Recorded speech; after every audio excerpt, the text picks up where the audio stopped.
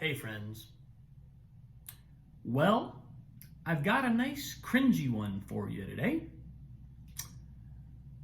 I'll have to unpack it a bit to find out just exactly how uncomfortable it makes me. But we'll see. We'll start and we'll see where this goes. Hopefully some of you will be able to relate and it won't all be my issue, but you never know. So I did a gig yesterday with a very well-known opera singer. It was just a short little benefit concert at a house in Santa Fe. No major production, but I was playing with a truly world-class artist. I was playing piano for her. She was singing. And leading up to this gig gave me the chance, because I was playing, she threw a Mozart aria at me kind of last minute, and it's always a great way to trigger Robin Holloway's piano freak out mode, because it just takes me a little longer with my background. It just takes me, I don't feel like sitting down and sight reading something is really where I'm comfortable. I need a little time with it. I only had about a day this time, so wasn't a lot of time, but it was fine. And I got there, and it all went well. I should say that at the beginning, but in the lead up to it, it gave me a chance for reflection, because I had this moment of like, about the performance. Like, how's it going to go? Am I going to be able? There's something about performing classical music that just it's like this trigger for me. And I started to look at that. The nice thing about those really uncomfortable moments is that they provide an opportunity to ask myself, why am I getting so freaked out about this? What is it that triggers me, right? It's one thing to have something you're working with and to know, here are the kind of like dicey bits of it. Here's what's here. It's one thing to sort of understand the difficulty of a certain task or a certain performance, but it's another thing to be triggered. And I was clearly triggered. And so I had the wherewithal, luckily, to ask myself in that lead up to the experience, to ask myself, what is triggering me? Why is it that I feel I'm going to go on stage and make a fool of myself? Why is that such a prominent fear, when there are any number of other aspects of this whole experience that I could be focusing on? And what it came back to, this is the cringy part, what it came back to is something which I know I've talked about before on this post, but which I keep coming to a new level of depth in my reflection about it and in my understanding of how deep it runs in my psyche, which is, I want to be special. That's it. I want to be special. And what that means, I should define that. It means I want to be better than other people. This is a really cringy part. There's something in my psyche that's telling me I need to be better than other people, and this is totally amorphously defined. It's nothing personal against anybody, but it's a better than in the abstract, which becomes it's like a flashing red light in my psyche about how this event is going to be, how the outcome of this event is going to be construed in terms of its meaning about my specialness.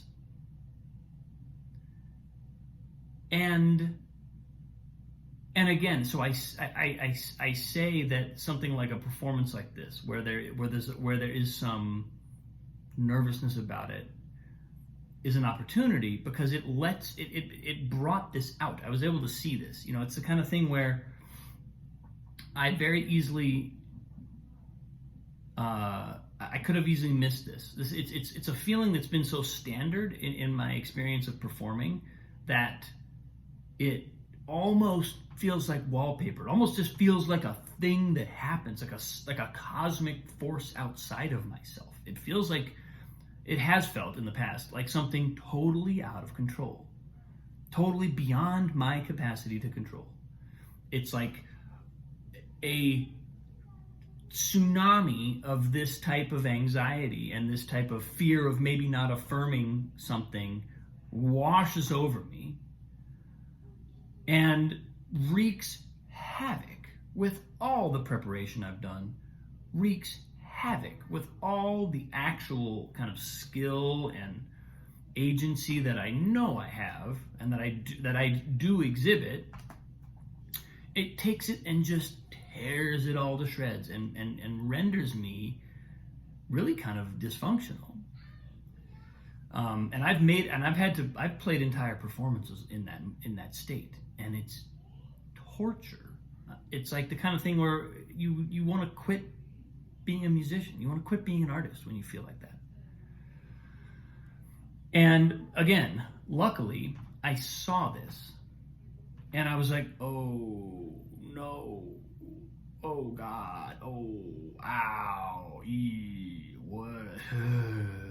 And it was so evident that if I kept that if I, and as soon as I saw it, I was like, oh God, that's the big thing. That's what the tsunami is. It's a tsunami of I'm not special.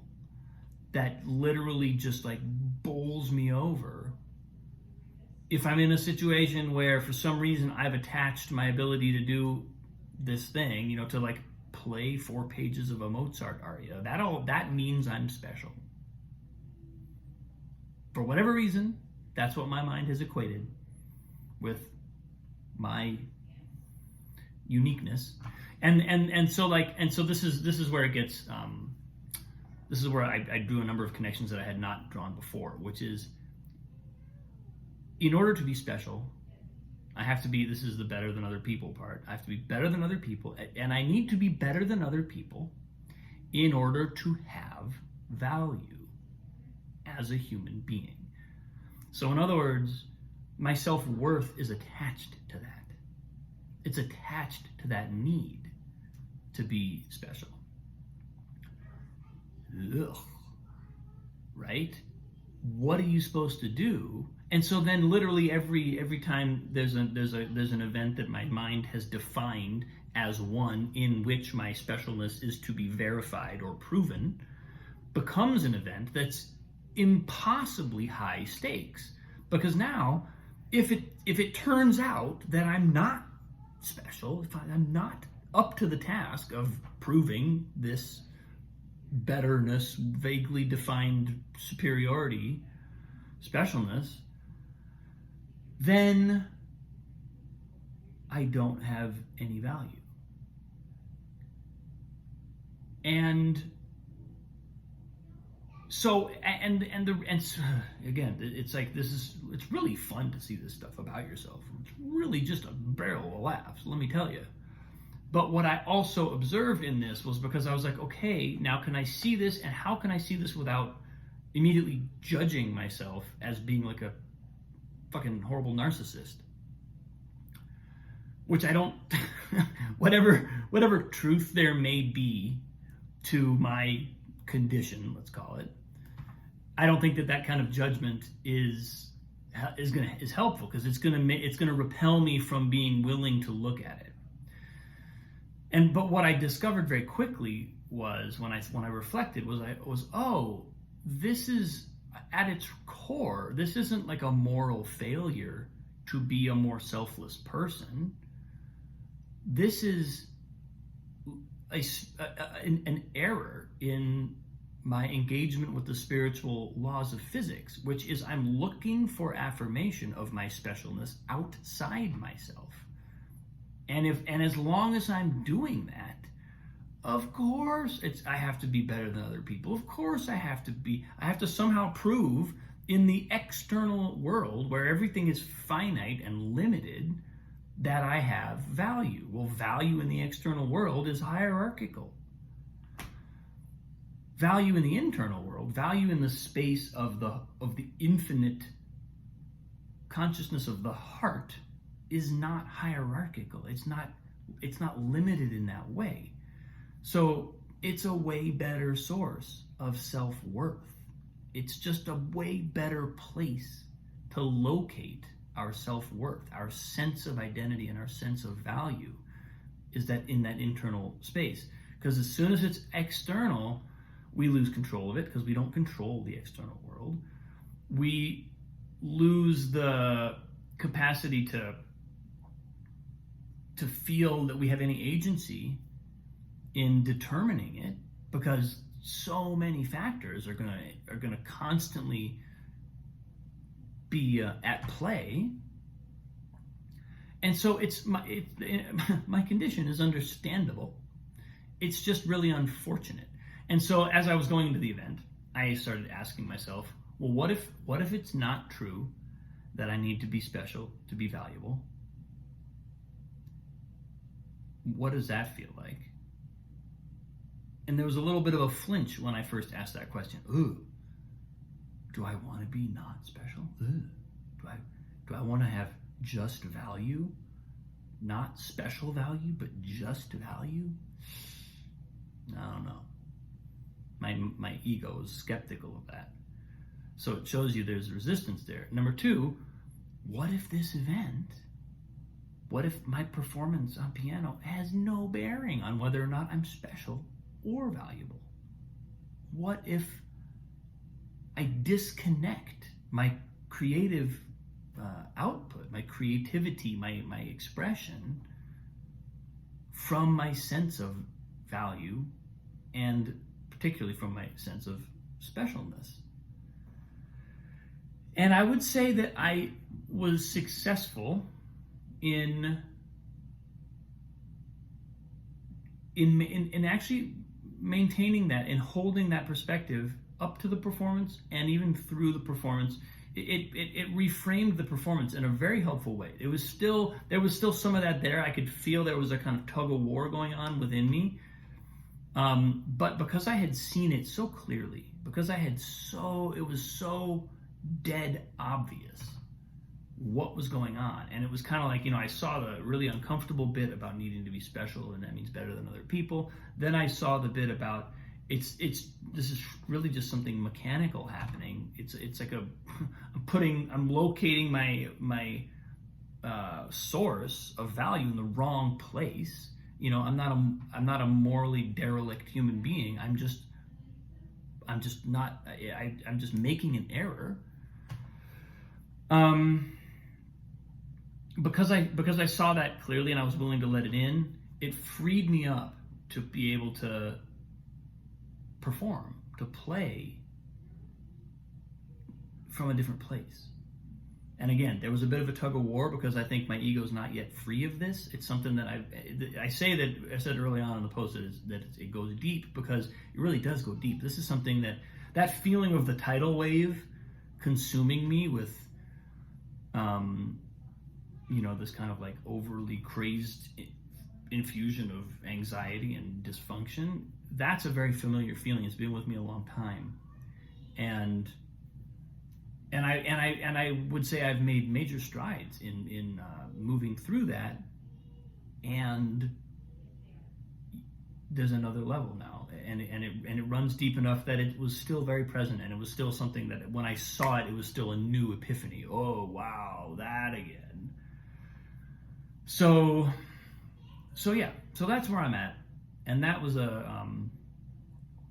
incredibly valuable. Ultimately, it was a beautiful experience. The concert was amazing. The woman sung the sun, it was like the sunshine. It was an absolutely beautiful experience, and I played pretty well. Not perfectly, but I wasn't sabotaged by that. I wasn't sabotaged by the kind of thing that has sabotaged me in the past. So that felt like a real win. And then I reflect on this as a parent. You know, I've got a daughter that I'm literally imprinting with my own psychic stuff constantly, and I thought about how important it is for me to see this and get, you know, really be serious about letting that go, about freeing myself from this. Is this how I want to live? Is this how I want to create? Do I want my creativity to be limited by this dysfunctional connection between my creative expression and my self-worth?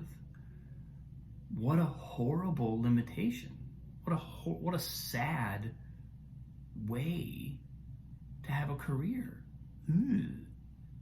Make a life doing that?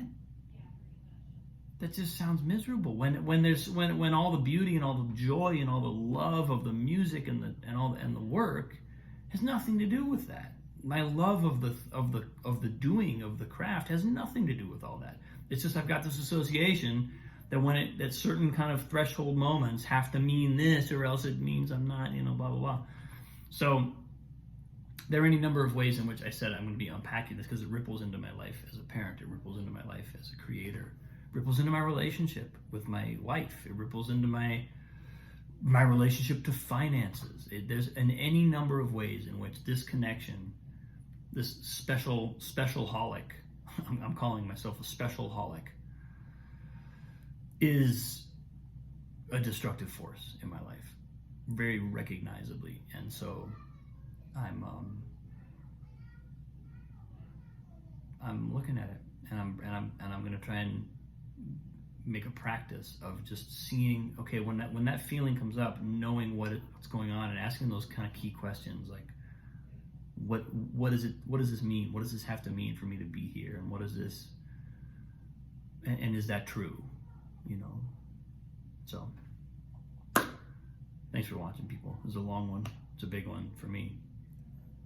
I appreciate you. So much love. I'll see you tomorrow.